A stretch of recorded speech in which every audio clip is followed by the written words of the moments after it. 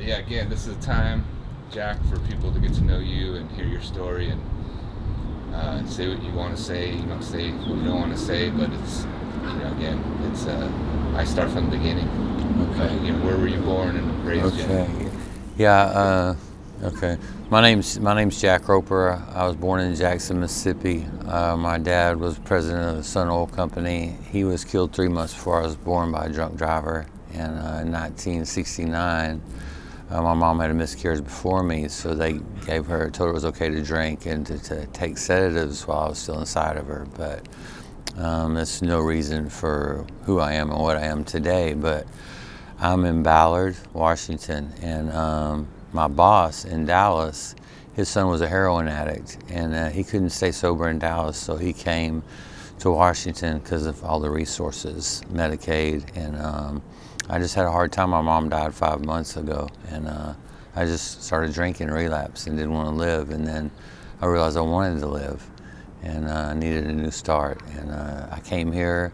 I got plugged in at Solid Ground Family Works in Wallingford. My caseworker there, she's big on Ballard. Got me an AA meeting here local, and I just kind of came here. I was homeless, and I just wiggled my way here because I liked it. It was a good vibe. It was youth, and I didn't see the backside coming though, because me being afflicted, it's more mental health now, and more mental health out here. It's not so much the alcohol, the blues, and the drugs. It's mental health, and but years of addiction, the mental health will appear. So it's like you're dual diagnosed. You're dealing with alcohol and drugs, and then you're having to deal with mental health, but the untreatedness. But so some people here, I don't know what it is. I'm from Texas, and I know it's a Bible Belt, but like this morning there was no more bus stops, and I was all the way down at the end of this road here, and there was water, and there was a lady coming up this side of the street, and I ran away from her so I wouldn't spook them or anything. And by the time I got up to the intersection, she had her walker with her son, and she was ramming me in my feet, and it just ripped my heart out, man. And because I wouldn't want anybody to be afflicted with mental health problems, PTSD, anxiety, depression, being born in an alcoholic setting. I wouldn't wish it. Who would want to wake up and be on the streets of Ballard terrified? I've been attacked, beaten, everything stolen from me multiple times, PTSD bad. But who would want that kind of life? We don't ask for that. We don't sign up for it. But my brokenness is giving me a will to live, and through my God, my understanding. But so brought me to Seattle was the will to live. I'll never give up. I'll never I'll never stop fighting. And it doesn't matter how many times I get knocked down, I stand back up. And I got Medicaid. A girl in Wallingford led me to Ballard. I got Medicaid, food stamps. She helped me with dental. She helped me with some reading classes, and really got me plugged in. And she got me psyched on life and wanting to live.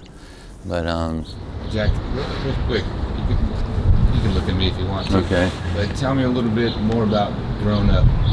What was home life like? Yeah. So home life was pretty horrendous. My mom, she raised me and my two sisters, but she worked at SMU and sold hats at night at Macy's, but she was still drinking heavy. I mean, her husband just got killed. And so I remember when I was little, I'd want some of my friends to come spend the night. I play basketball and football with them, but my mom would be out drinking and walking the streets in a robe, and they wouldn't let them come spend the night with me.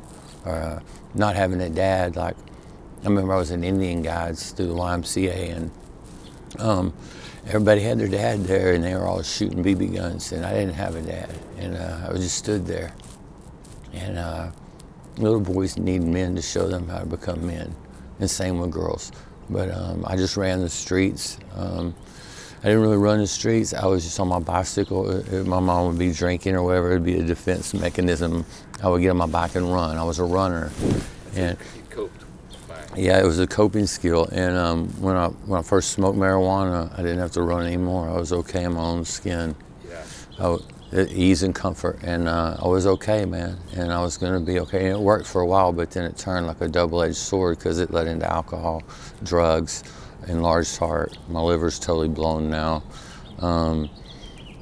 But my mom just died 5 months ago, and she's my hero. She died 40 years sober, and we had a bond. And she always taught me to love and forgive people. Jack, you have any siblings growing up? Yeah, I have 2 sisters. I'm the baby.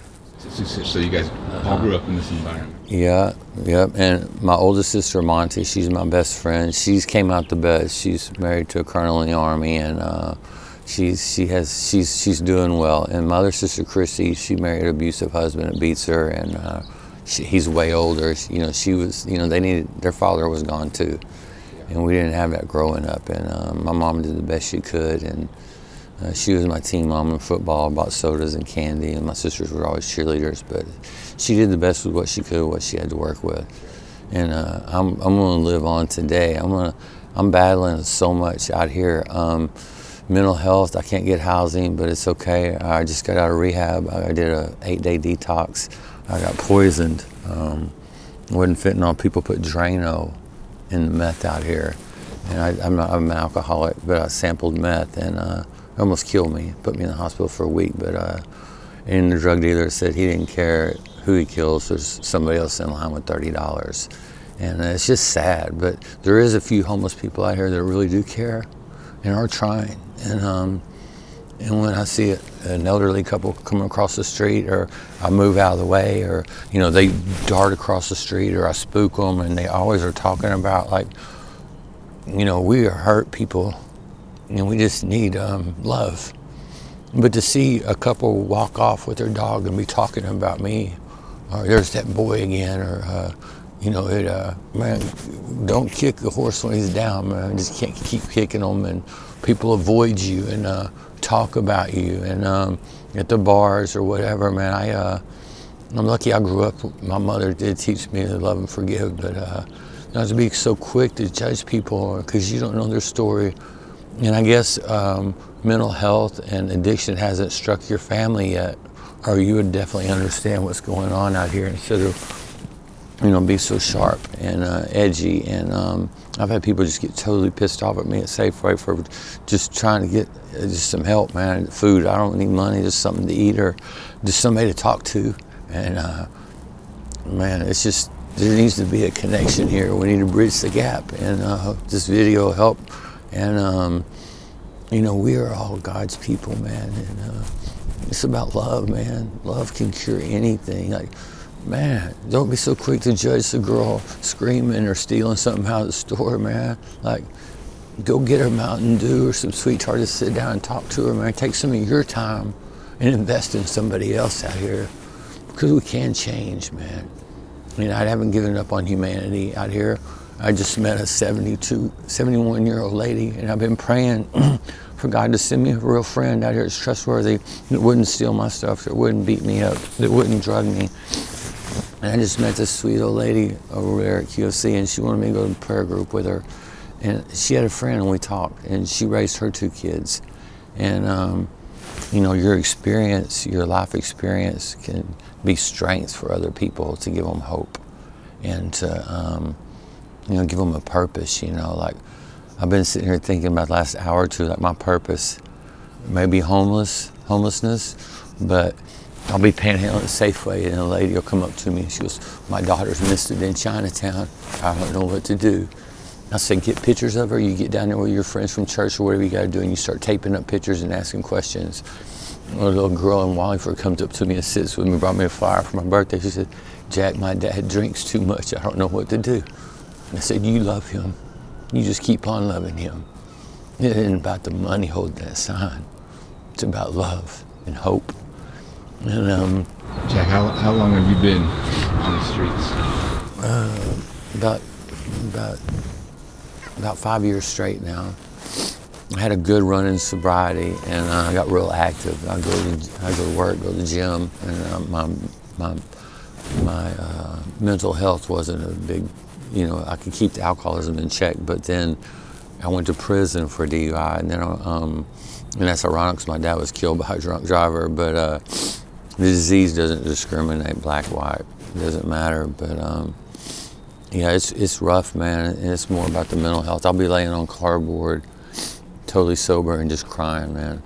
And then or eating out of a trash can, and like, who does that? You know what I'm saying? Not where I'm from. I'm from North Dallas, but like, it's where You started out with your dad passing away before Yeah. you were born, even. Yeah. And that, you know, it sounds like it's left a pretty large gap in your life. Huge. Also sounds like you're aware of your own mental health.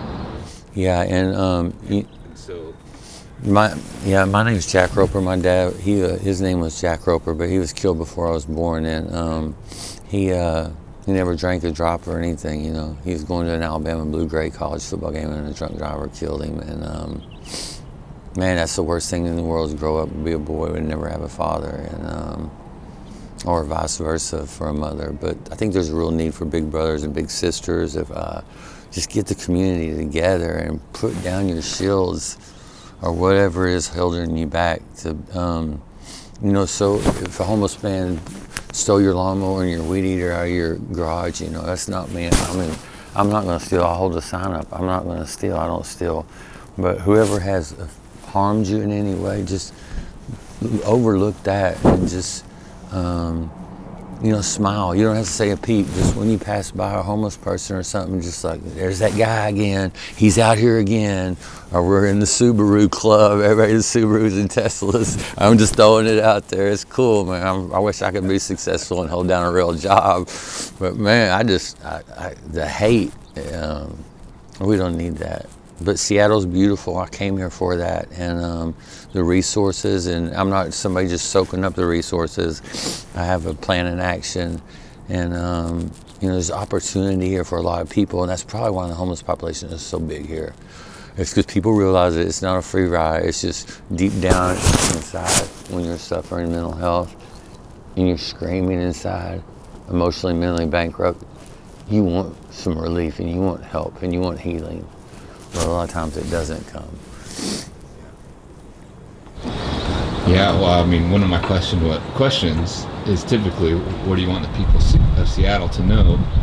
You just answered that. I appreciate it. Yeah, and you know, I met that 71-year-old lady today, and she's the first friend. I've been praying for a real friend, but it's just, y'all have such a beautiful state here, man. How long have you been in Seattle? 5 months. Oh, you just... Yeah. My mother died. I came straight here. My boss and my friend put me on a train here, and I came here. And your boss, you were working? yeah, I was doing windows and some sign work, but my boss's son was a heroin addict, and he came to Seattle. He's been sober 5 years. He kicks it with Macklemore. They go to meetings. They help homeless people. They started cleancause.com. Like, I want to get sober and get stable, so I can go kick it with them. They're crazy and having fun. They're just helping people. They're in the streets, kind of like you are in the trenches, like letting the story be told. And you know, I just be slow to judge and quick to speak, man, and just smile. You do whatever y'all want to do, whoever, but if you smile at one person, or you give them $1, or give them a corny dog, they may have been jumping off the bridge that morning, killing themselves, and you probably saved their life and didn't even know it. One act of kindness, and it can spread, you know. You can plant the seed and somebody else can come along and water it, man. But there's hope here, man. I wouldn't be here. I wouldn't take the torture, and like, I can understand some of the older people are stern, and you know, they run from us and everything, but you younger people with the dogs, 20s and 30s, man, like, just, you know, millennials or whatever, I don't even know, I'm half retarded, but just come on, man, come on. I mean, you care about yourselves and your spouse and your dog, and y'all are dog friendly, coffee friendly and dog friendly here. I'm just going to tip my hat, but just think about it, you know, something to think about, you know, and just, what if that was your niece or your nephew or your sister that was mentally challenged and had nobody, no family, and no one. Thanks for hearing. It's good to hear your voice, and thanks for telling your story, Jack. Yeah. I'm sure I'll see you around. I hope this gets out, and man, what you're doing is huge. It's care, love, bridging the gap. It's man. You know, it only me, but the other people. But then people are going to say, "What were they doing over there sitting with a camera?" And then we have an opportunity to share, and then they're going to share, and they're going to share. It's the hope. Yeah, Right on, man. that's it. Let me get that mic from you. Okay.